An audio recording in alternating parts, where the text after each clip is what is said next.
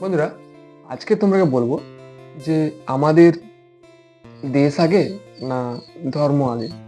তো তোমরা নিশ্চয়ই দেখে থাকবে যে ইউটিউব, ফেসবুক মানে স্ক্রল করতে করতে, ঘাঁটতে ঘাঁটতে উম, অনেক ভিডিও এরকম আসে যে মানে এরকম একজন প্রশ্ন করে অনেক মানে জনসাধারণকে বা মানে স্টুডেন্টকে এরকম প্রশ্ন করে যে তোমরা বলো দেশ আগে না ধর্ম আগে। তো যে যেমন প্রশ্নের উত্তর দেয়।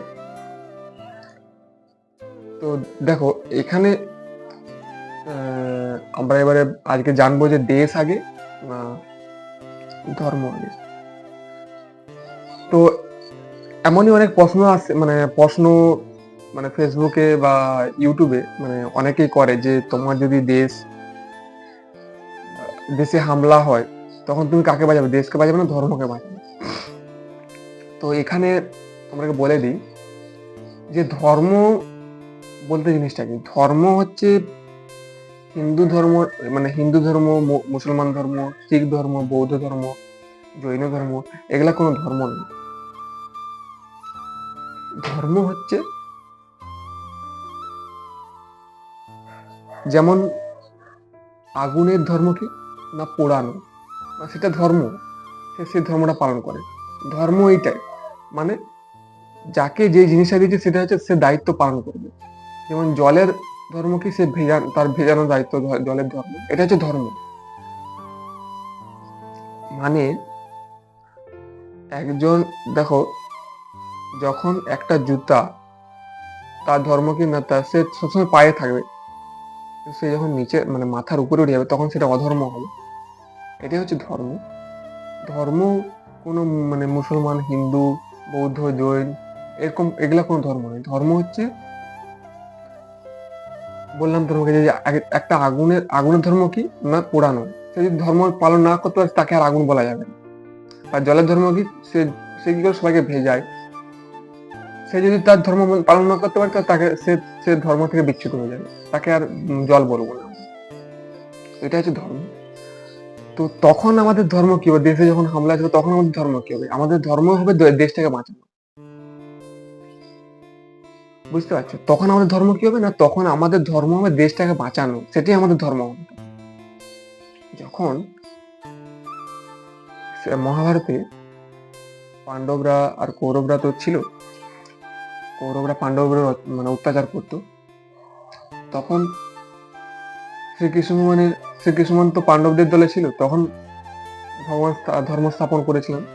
ধর্ম কোনটা ছিল, যে পাণ্ডবরাকে বাঁচানো, পাণ্ডবরাকে ন্যায় দেওয়া, পাণ্ডবরাদের রাজ্য ফিরিয়ে দেওয়া, সেটাই তো ধর্ম ছিল।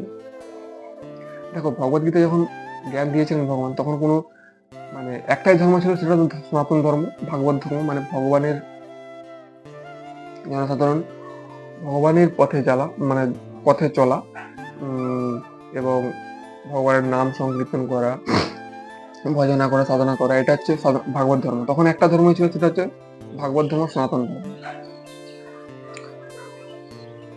আর তখন কোনো হিন্দু, মুসলমান, জৈন এরকম কোনো ধর্ম ছিল না। আজ থেকে 5,500 বছর আগের কথা বলছি। তখন কোনো ধর্ম ছিল না। তখন ভগবদ্গীতার জ্ঞান ভগবান কেন দিল, মানুষকে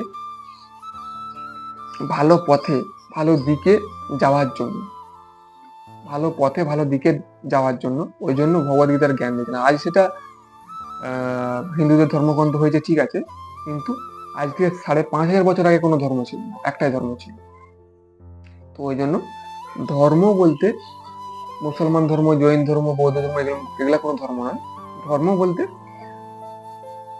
একটা জিনিসের মানে তার যে জিনিসটা তাকে দেয়া হয়েছে সেটা তার গুরুত্বপূর্ণ ভাবে কাজ, মানে কাজটা করা। যেমন বললাম মানুষের ধর্ম কি না, ভাগবত ধর্মে চলে।